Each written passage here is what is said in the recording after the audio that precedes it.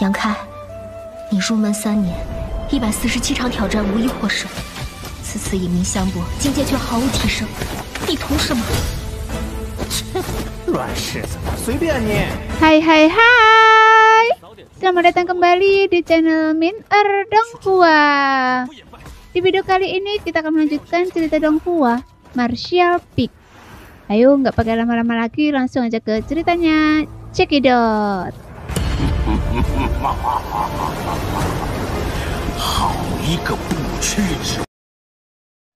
Dalam sekejap, inti batin Raja Kekosongan tingkat kedua itu menjadi hidup, terus-menerus bertabrakan dengan tangan Yangke dan menjadi sangat gelisah. Kekuatannya begitu dahsyat hingga Yangke hampir kehilangan kendali. Transformasi naga. Geram Yangke diiringi auman naga yang melengking. Lengannya tiba-tiba mengembang dan sisik-sisik naga yang terkondensasi dari energi suci membentuk satu tangan. Berubah menjadi cakar naga, ujungnya setajam silet.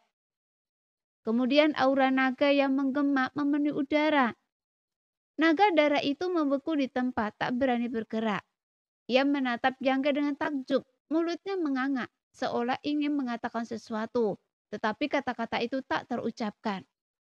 Hanya keterkejutan yang memenuhi matanya. Inti batinnya yang sebelumnya gelisah di saat kekuatan naga itu tak berani bergerak. Sebaliknya, ia gemetar saat Yangke menggenggamnya di telapak tangannya, seolah diliputi rasa takut yang naluriah. Asa naga sejati, Anda benar-benar memiliki asa naga sejati. Seru Qianyan dari samping, hampir 100 mata bergetar serempak saat mereka menatap Yangke dengan tak percaya. Bentrokan dengan Yangke telah membuatnya terluka parah, terutama setelah terkena serangan langsung dari teknik rahasia Zheng Lian.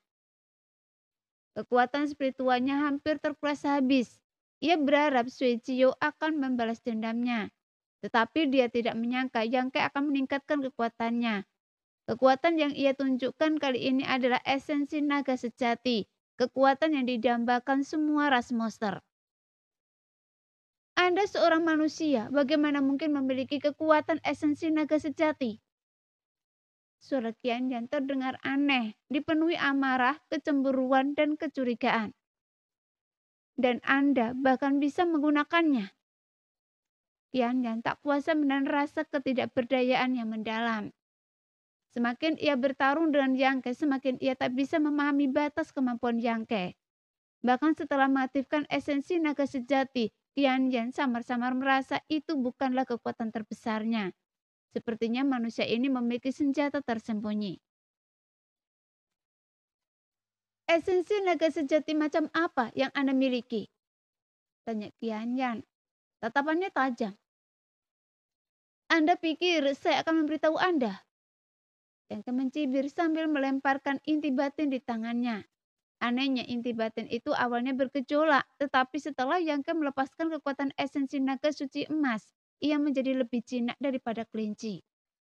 Bahkan dengan lemparannya, ia tidak berani terbang. Di sampingnya, Sui Jiao sudah gemetar. Itu karena klan Jiao adalah keturunan naga sejati, memiliki jejak darah naga sejati. Apa yang Yangke tunjukkan saat itu bukan hanya esensi naga sejati yang paling murni, tetapi juga esensi naga suci emas yang paling kuat. Jadi memiliki penindasan alami dan absolut atas naga darah. Oleh karena itu, kinerja naga darah jauh lebih tangguh daripada Qianyan. Saat Yangke melempar inti dalam naga darah, ia mengamati Qianyan dan Sui Jiao dengan penuh minat. Tatapannya mengirimkan hawa dingin ke tulang belakang mereka, bertanya-tanya apa yang sedang direncanakannya. Pada kenyataannya, Yangke sedang berdebat apakah akan membunuh mereka dan memurnikan mereka menjadi binatang darah, atau mengambil inti dalam mereka dan kemudian memurnikan mereka menjadi binatang darah. Lagi pula, inti dalam Raja Kekosongan tingkat kedua langka dan tak ternilai harganya, tetapi tanpanya kekuatan binatang darah akan sangat berkurang.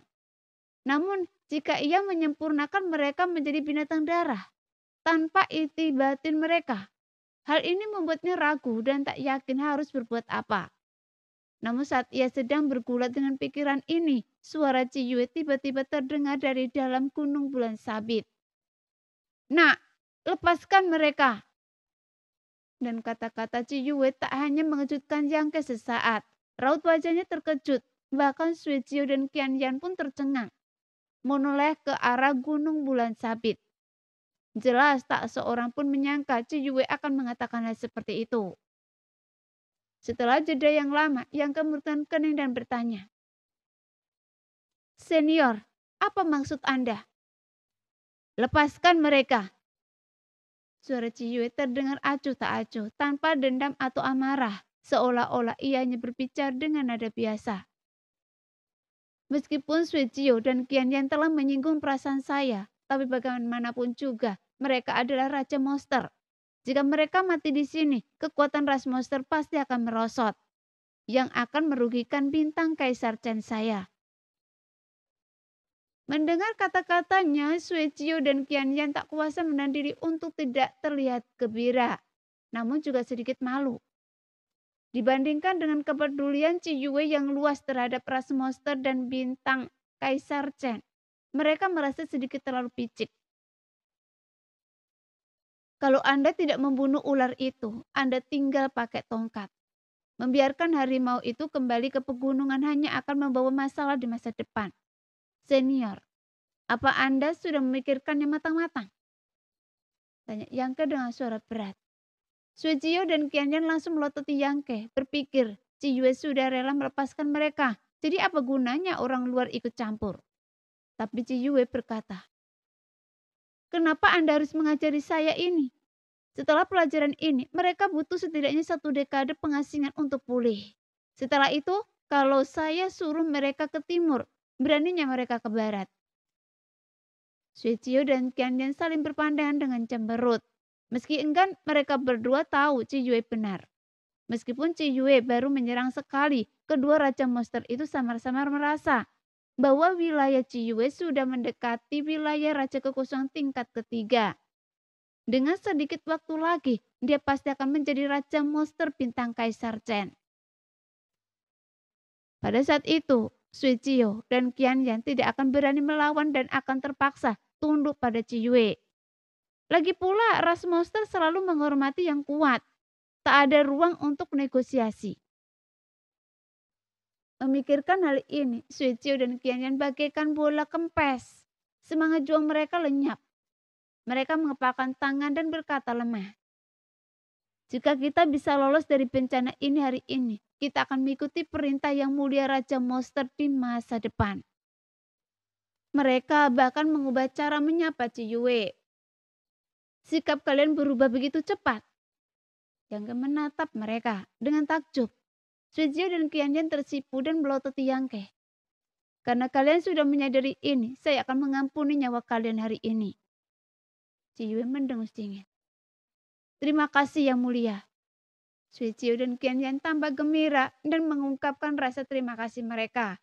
Tapi Yangke menyeringnya, "Jangan terlalu senang. Senior Ciyue bilang dia akan melepaskan kalian, tapi saya tidak. Karena nyawa kalian masih di tangan saya." "Apa yang Anda mau, nak?" Suecio meraung marah. Tapi wajah Suecio juga memucat. Bagaimanapun inti batinnya masih dalam genggaman Yangke. Jadi meskipun ia kesal, ia tak berani berkata apa-apa. "Saya ingin menghabisi kalian sepenuhnya." Yangke menyeringnya sehingga Suecio dan Qianyan mundur beberapa langkah, menatap Yangke dan waspada. "Hei!" Ciyue mendesah. "Jangan coba-coba menakuti mereka, nak. Katakan syarat apa yang Anda inginkan sebagai imbalan melepaskan mereka. Jika Anda benar-benar ingin menghabisi mereka sepenuhnya, Anda tidak akan bicara omong kosong seperti itu." "Senior, Anda salah paham. Saya benar-benar ingin menghabisi mereka sepenuhnya, bukan untuk keuntungan pribadi. Lagi pula, kedua putra mereka mati di tangan saya, jadi dendam itu tak akan mudah diselesaikan. Mereka punya banyak keturunan, jadi 2 kematian tak masalah." Ciyue mendengus sehingga Suecio dan Qianyan meskipun raut wajah mereka sedih, tapi mengangguk penuh semangat. "Begitukah?" Yang mengusap dagunya, merenung sejenak lalu berkata, jika mereka bersumpah untuk tidak membalas dendam pada saya di masa depan, saya bisa melepaskan mereka. Suecio dan Qiandian saling bertukar pandang tanpa gentar. Mereka bersumpah dengan sungguh-sungguh atas nama leluhur monster mereka, berjanji tidak akan pernah mengganggu Yang Ke lagi. Kemudian Ciyue berkata, meskipun ras monster kami brutal dan suka berperang, sumpah yang disumpah atas nama leluhur monster sangatlah dapat dipercaya. Karena tidak ada monster yang berani melanggar sumpah seperti itu. Atau mereka akan diburu oleh seluruh ras monster. Baiklah, kalian boleh pergi.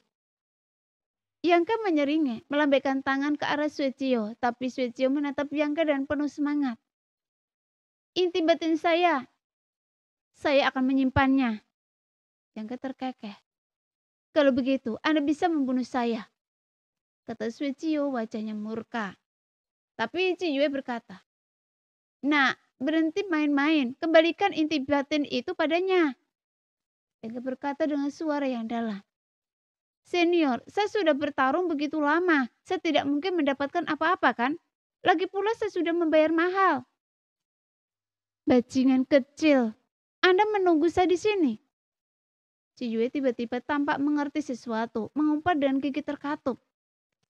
Senior, apa yang Anda bicarakan? Saya tidak mengerti, kata Yang Ke dengan tatapan polos. Katakan pada saya apa yang Anda inginkan. Saya hanya ingin inti batin ini, kata Yang Ke dengan tatapan penuh tekad. Yang mulia Raja Monster, tolong bantu saya. Suecio menatap gunung bulan sabit dengan iba, hampir menangis. Dia telah berkultivasi selama ribuan tahun, akhirnya mencapai tingkat pencapaian saat ini. Jika Yang Ke mengambil inti batinnya, kultivasinya pasti akan merosot di bawah alam kembali kekosongan, tanpa peluang untuk berkembang lebih lanjut. Ini akan menjadi nasib yang lebih buruk daripada kematian baginya. Jadi ia hanya bisa meminta bantuan Ciyue. Cukup, geram Ciyue. Nah, kembalikan inti batin itu padanya dan saya akan memberi Anda 3 inti batin dari alam Raja Kekosongan tingkat pertama. 5, bagaimana? Tawar Yang Ke. Sepertinya Anda tidak ingin bertemu King Luo lagi. Kata-kata Ciyue lembut, tetapi siapapun bisa membayangkan gertakan gigi dalam nadanya. Karena senior sudah bicara, biarlah begitu. Yang Ke yang tampak sangat terluka melemparkan inti batin di tangannya ke arah Suecio, sehingga Suecio dengan panik menangkapnya, memeriksanya dengan seksama, dan setelah memastikan kebenarannya, dia menelannya. Akhirnya menghela nafas lega. Enyahlah. Kalau Anda melakukannya lagi, saya sendiri yang akan membunuh kalian. Teriak Ciyue, sehingga Qianyan dan Suecio bergidik, tak berani berkata apa-apa lagi. Mereka mengepakkan tangan dan mengucapkan selamat tinggal. Setelah mereka pergi, Ciyue mendengus. Dasar bocah nakal, beraninya memerah saya. Tunggu saja. Yang terkekeh. Masuk dulu, kata Ciyue. Sebuah retakan muncul di penghalang gunung bulan sabit, mengarah langsung ke dalam. Pada saat yang sama, 2 kapal perang turun dari awan. Sesaat kemudian Yang Ke dan kedua kapal perang itu masuki gunung bulan sabit dan berlabuh di sebuah alun-alun. Bahe, Yu Xiong, Sentu, dan yang lainnya muncul. Semuanya memandang Yang Ke seolah-olah ia monster. Namun Yu Xiong mengacungkan jempol kepada Yang Ke. Wajahnya dipenuhi kekaguman. Mereka melihat dengan jelas di atas awan pertempuran antara Yang Ke dan kedua penguasa tadi. Dan keduanya berada di alam Raja Kekosongan tingkat kedua. 1 lawan 2. Tak hanya unggul, ia juga akhirnya mengendalikan hidup dan mati musuh-musuhnya. Sungguh tak terbayangkan. Bahkan seorang Master Raja Kekosongan tingkat ketiga pun kemungkinan hanya mampu mencapai ini. Sekarang, Yang Ke baru berada di level kedua alam Raja Kekosongan. Terlebih lagi, ia baru mencapai alam ini beberapa tahun yang lalu. Dengan kata lain, ia baru dipromosikan dalam waktu singkat. Namun sekarang dia memiliki kekuatan tempur yang luar biasa. Setelah levelnya stabil, bukankah ia akan mampu menandingi kultivator level ketiga? Sentu dan yang lainnya juga sangat terkejut. Meskipun Yang Ke sebelumnya pernah melawan sosok tangguh seperti Quan Shizong di kota Bintang Ungu. Keduanya belum pernah bertarung secara langsung. Yang hanya mengerahkan sumber dayanya yang besar dan mengancam akan menghancurkan Bintang Ungu untuk memaksa Kuang Xizong berkompromi.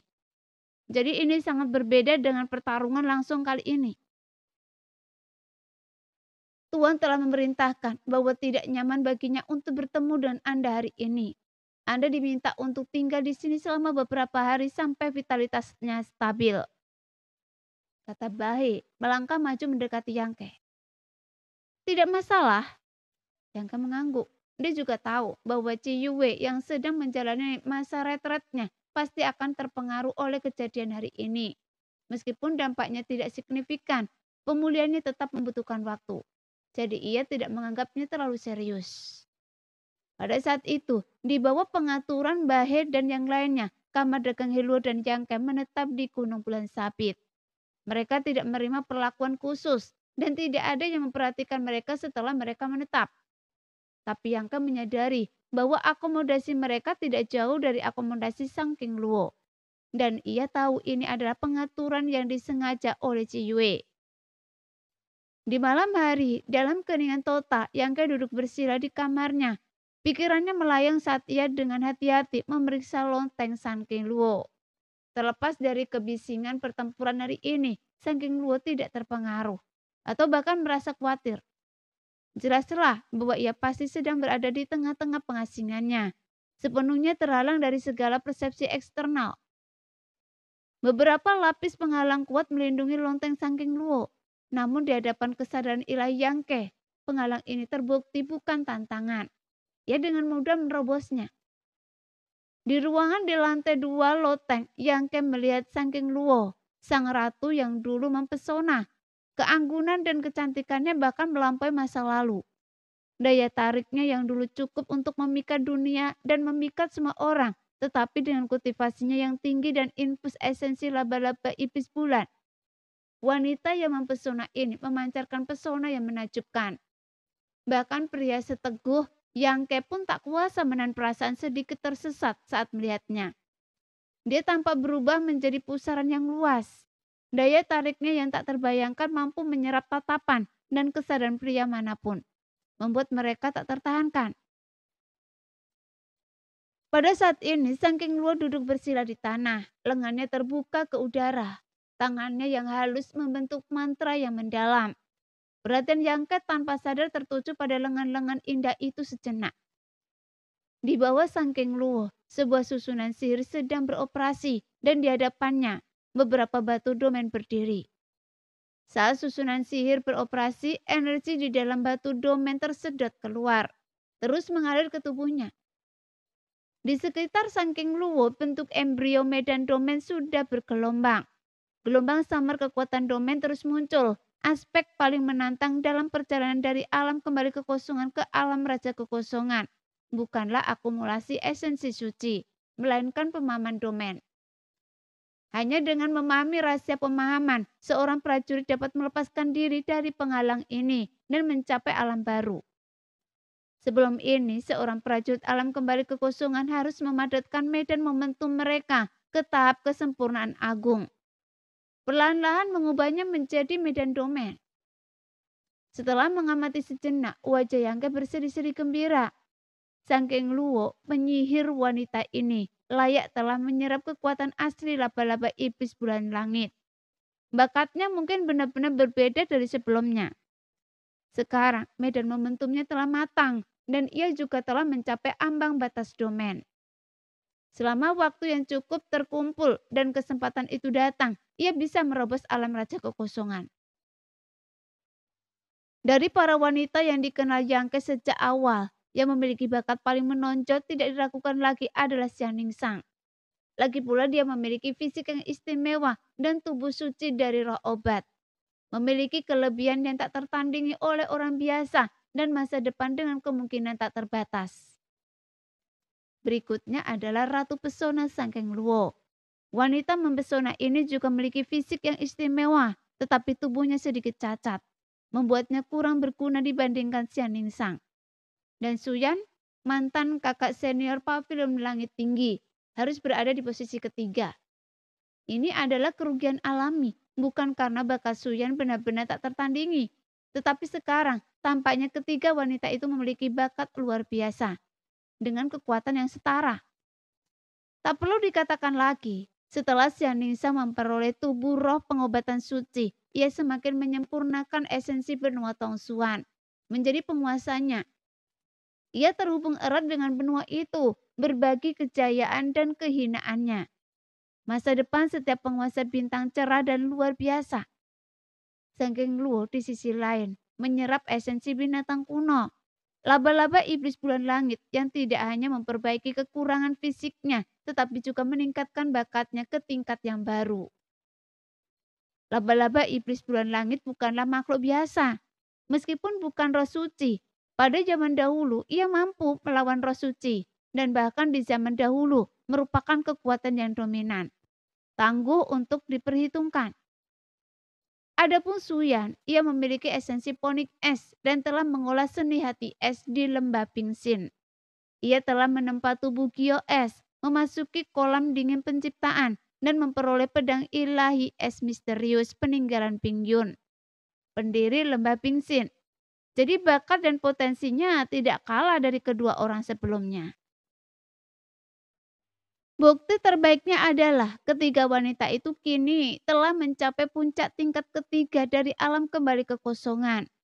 Sanggeng Luo telah memulai persiapan untuk mencapai alam raja kekosongan di sisi Dinchan.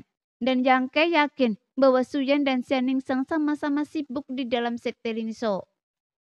Sekarang bintang gelap telah terbebas dari belenggu hukum langit dan bumi. Dengan persiapan yang memadai, kedua wanita itu pasti akan berhasil naik ke alam raja kekosongan. Memikirkan hal ini, Yang Ke tersenyum. Dia tiba-tiba menyadari bahwa kekuatan dan bakat para wanita di dekatnya tampak sebanding. Bahkan Sui Yue, dia hanya bertanya-tanya siapa yang akan lebih kuat jika mereka bertarung. Pikiran itu mengejutkan Yang Ke. Ia segera menggelengkan kepalanya, mengusir pikiran mengerikan itu dari benaknya. Jika terjadi perkelahian antara keempatnya, Yang Ke merasa ia harus menghindari serangan mereka dan lari sejauh mungkin. Karena Sanggeng Luo sedang berada di saat kritis terobosan alam raja kekosongannya, Yang Ke tentu saja tidak mengganggunya. Ia hanya mengamatinya dalam diam sejenak, memastikan bahwa ia baik-baik saja, lalu menarik kembali indera spiritualnya. Tepat ketika Yang Ke hendak menenangkan diri dan rileks, alisnya tiba-tiba terangkat dan ia melihat keluar pintu. Sesaat kemudian senyum tersungging di wajahnya. Terdengar suara gemerisik di luar, seolah-olah ada gerakan. Yang Ke melambaikan tangannya dan pintu terbuka. Kemudian terdengar teriakan pelan dan sesosok tubuh terhuyung-huyung masuk ke dalam ruangan. Pintu tertutup kembali. Orang yang masuk tampak sedikit waspada, melihat sekeliling.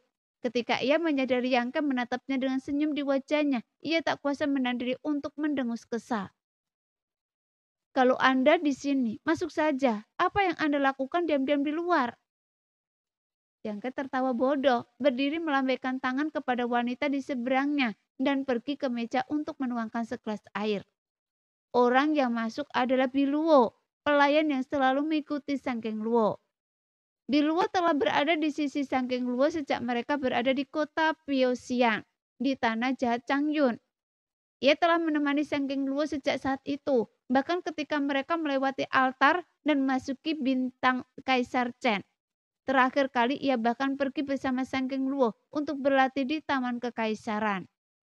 Yang Ke sangat terkesan dengan wanita ini yang tidak menyukai pria dan memiliki fetish khusus terhadap sesama jenis. Siapa yang menyelinap? Biluo mendengus, mata poniknya melotot ke arah Yang Ke dengan niat membunuh.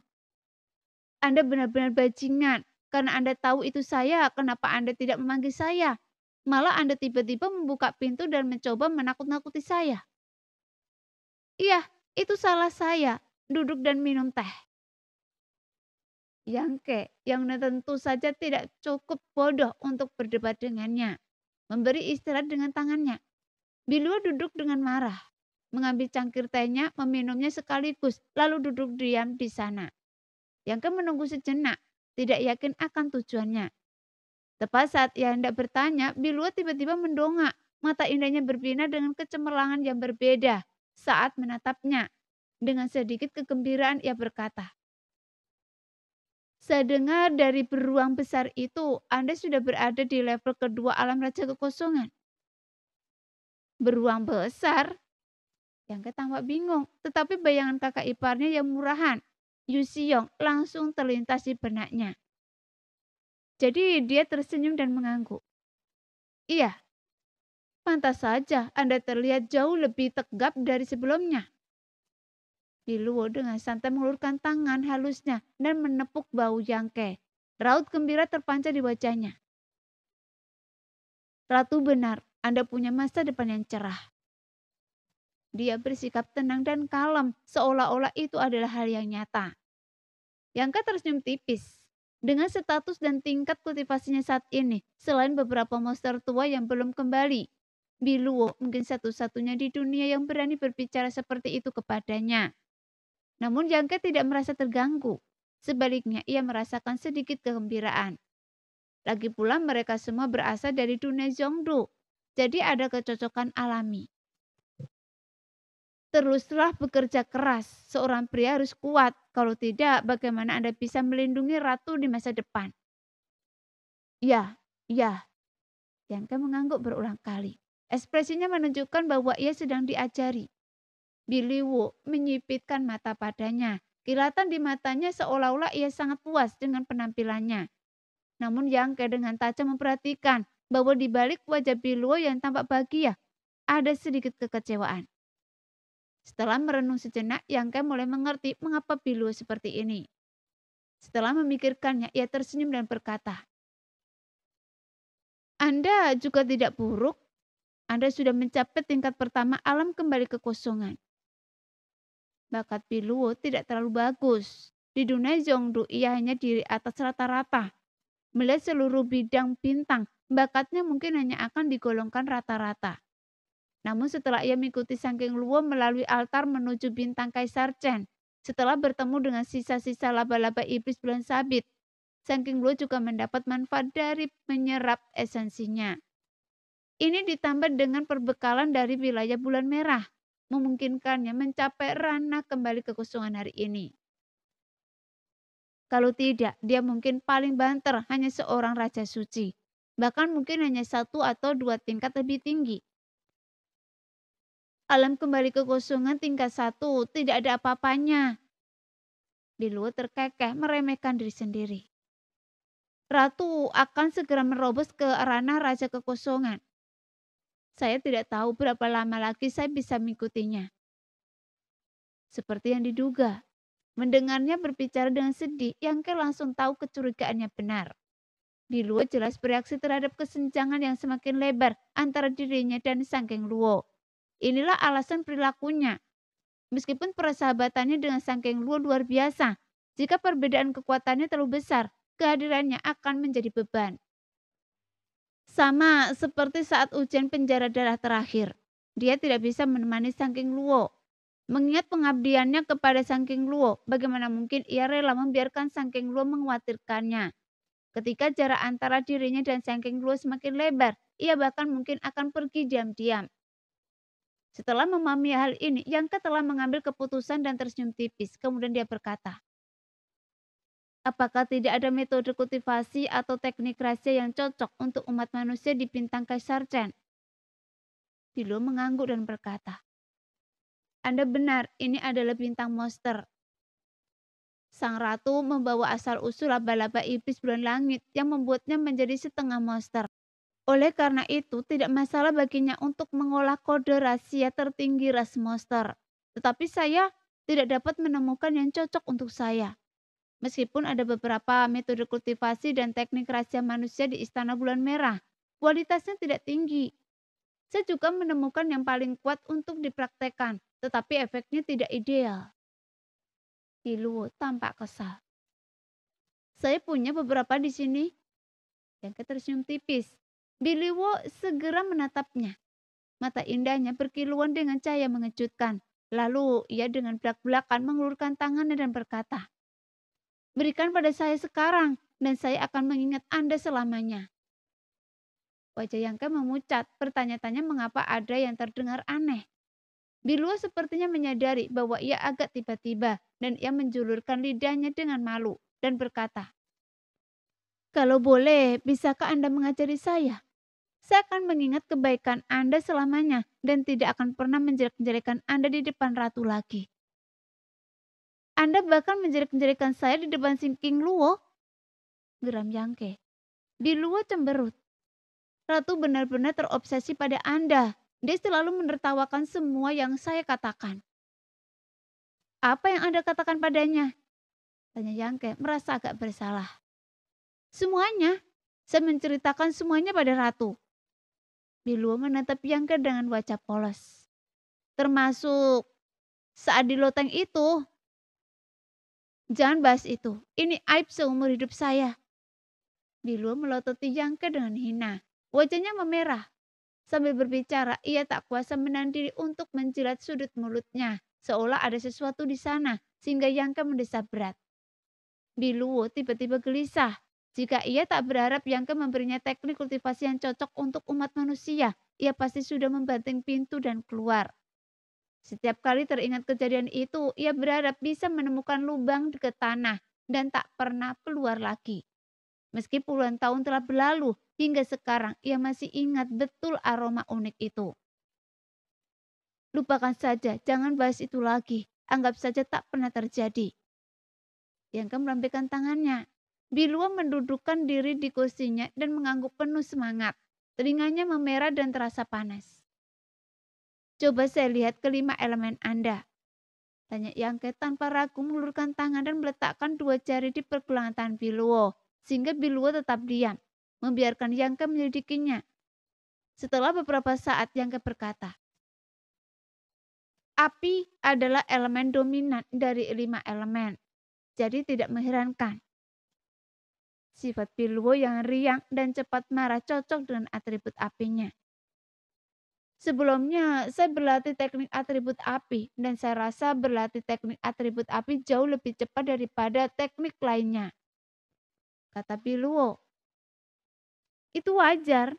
Tubuh setiap orang berbeda dan afinitas mereka terhadap berbagai energi langit dan bumi sangat bervariasi. Tergantung pada jumlah 5 elemen yang mereka miliki. Karena api adalah elemen dominan dari 5 elemen Anda. Wajar jika Anda berlatih teknik atribut api.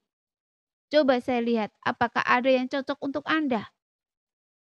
Setelah itu, Yangke mulai mencari di cincin ruangnya, yang membuat Biluo menunggu dengan penuh harap, tak berani menyelah.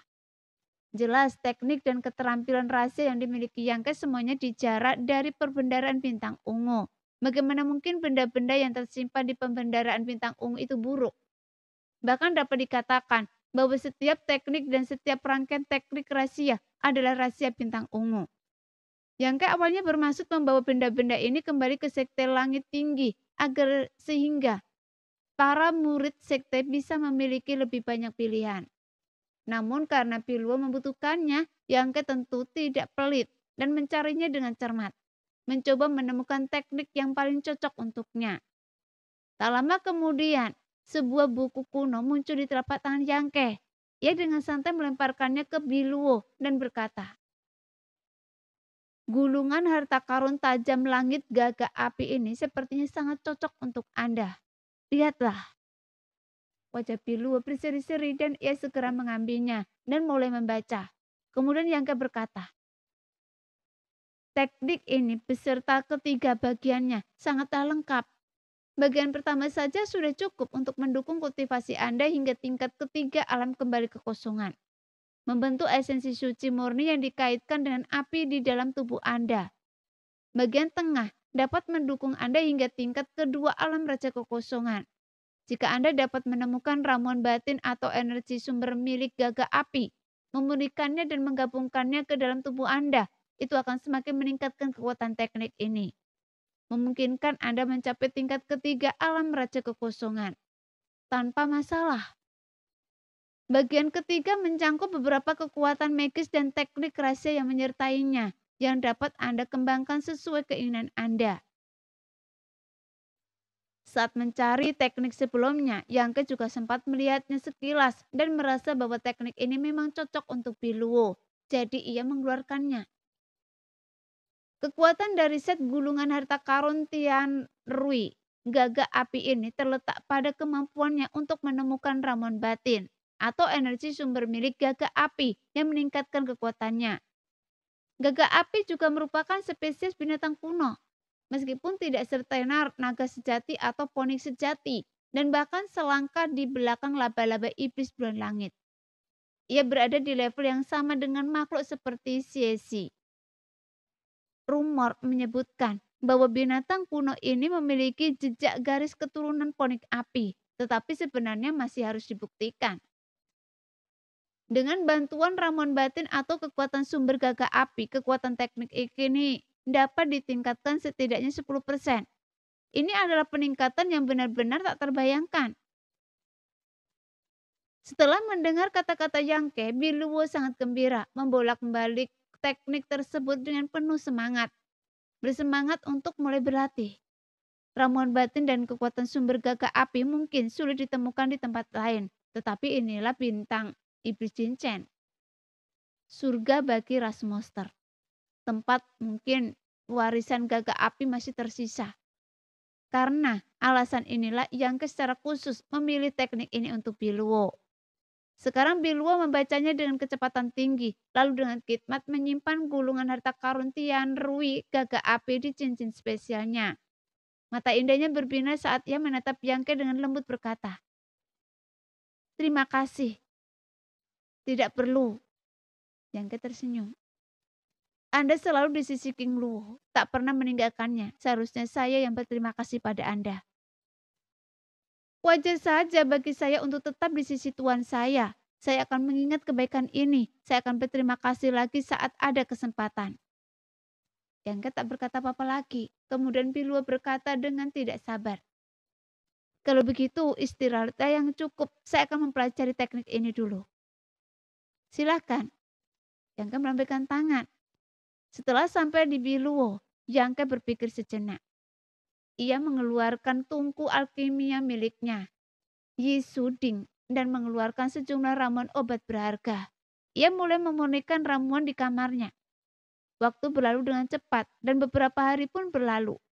Suatu hari ketika Yangke sedang memurnikan ramuan, ia tiba-tiba mendengar suara Ciyue di sampingnya. "Nak, kemarilah ke kamar saya." Ekspresi Yangke menegang dan ia segera mendongak sambil tersenyum. "Senior, tunggu sebentar." Setelah memurnikan ramuan di tangannya, Yangke mengemasi barang-barangnya dan menuju ke kamar Ciyue. Ia pernah ke kamar Ciyue sebelumnya, jadi kali ini ia sudah familiar dengan rutenya dan tidak membutuhkan pemandu. Namun ketika masuki kamar, ia mendapati ruangan terdapat terhalang oleh penghalang. Dari dalam, sebuah kekuatan misterius melonjak, dan melalui penghalang itu, Yangke samar-samar dapat melihat sosok Ciyue. Dia langsung tahu Ciyue masih menyendiri, terpaksa mengalihkan perhatiannya untuk menyambutnya. "Saya dengar dari Yu Xiong bahwa Anda datang ke Dincan khusus kali ini. Apa yang Anda inginkan dari saya?" Suara Ciyue terdengar dari depan, tapi Yangke berkata, "Sulit dijelaskan dalam satu kalimat. Senior, tolong baca slip Gyo ini dan Anda akan tahu." Setelah itu, Yangke mengeluarkan slip Gyo dari cincin spesialnya, menyalurkan kesadaran spiritualnya ke dalamnya, dan mengukir beberapa informasi di dalamnya. Dengan jentikan pergelangan tangannya, ia melemparkannya ke depan. Sebuah retakan terbuka di penghalang di depannya, lalu tertutup kembali tanpa suara. Tidak ada gerakan di ruangan itu. Yangke tahu Ciyue sedang memeriksa slip itu, jadi ia tidak terburu-buru, melainkan berdiri diam menunggu. Tak lama kemudian gelombang energi yang tak terkendali tiba-tiba melonjak di dalam ruangan. Sepertinya Ciyue telah dirangsang oleh sesuatu, menyebabkan Seng Juannya menjadi tidak stabil. Namun ia adalah makhluk kuat yang hampir mencapai status raja monster. Dan dengan sedikit usaha ia mampu menekan ketidaknormalan itu. Sebuah suara gemetar terdengar dari ruang sayap, memperlihatkan ekspresi tak percaya. "Apakah Anda pernah melihat Kaisar Bintang dengan mata kepala Anda sendiri?" dan tinggal bersama selama lebih dari 10 tahun. Saya pernah melihat kaisar, tetapi saya tinggal bersamanya adalah salah satu tubuh Dharma kaisar, bukan tubuh aslinya. Meskipun saya pikir Anda tidak akan berbohong pada saya, ini terlalu sulit dipercaya. Bukannya saya meragukan Anda, tapi bukti apa yang Anda miliki? Yang mengangguk pelan. Wajar saja para senior untuk memiliki keraguan. Mengenai bukti, apakah ini cukup? Sambil berbicara, Yangke mengeluarkan 7 ordo kaisar bintang dan secara bersamaan mengorbankan mutiara guntur nirvana. Benang-benang kekuatan kekaisaran menyebar. Yangke bekerja keras untuk melepaskan medan domain, menekan kekuatan kekaisaran di sisinya, mencegahnya mengganggu Crimson Moon. Namun Ciyue masih terkejut dan bertanya, Anda benar-benar telah mengumpulkan begitu banyak token kaisar bintang? Dan manik apa itu yang memancarkan kekuatan petir? Harta karun kekaisaran, manik guntur sunyi. Yangke menjelaskan dengan tenang. Itu milik Kaisar Agung saat itu, tetapi beliau memberikannya kepada saya. Itu sebenarnya harta karun kekaisaran? Seru Ciyue kaget. Jika dia tidak sedang menyendiri di saat kritis ini, dia pasti akan bergegas keluar untuk melihat apa itu. Meski begitu, suaranya dipenuhi dengan keterkejutannya yang tak terbayangkan. Senior, Anda memang pernah mendengar tentang harta karun kekaisaran? Saya sudah tua, apa yang belum pernah saya dengar? Ciyue mendengus dingin, tetapi segera dengan suara penuh iri. Anda benar-benar berhasil mendapatkan harta karun Kaisar Agung yang ditinggalkan. Sepertinya apa yang Anda katakan di Slipkyo itu benar. Tentu saja, saya tidak akan bercanda dengan Anda tentang hal seperti itu, kata Yangke tulus. Ya, seperti kata Anda, ada banyak bidang bintang seperti yang kita masuki. Hanya saja karena adanya kekuatan pemisah, kita tidak bisa mendeteksinya. Kita tidak bisa masuki bidang bintang lain. Saya juga belum memastikannya. Kaisar sendiri yang mengatakannya. Karena kaisar yang mengatakannya seharusnya tidak salah. Ada bidang bintang di atas bidang bintang. Ada tingkat yang lebih tinggi di atas alam raja kekosongan. Tepat sekali. Ciyue tiba-tiba tertawa dan berkata dengan suara berat. Tebakan saya benar, jalan seni bela diri tidak ada habisnya. Dan siapa yang bisa berdiri di puncak? Memang ada jalan yang lebih lebar di atas alam raja kekosongan. Sekian dulu cerita kali ini. Kita lanjut lain hari ya guys ya. Bye-bye.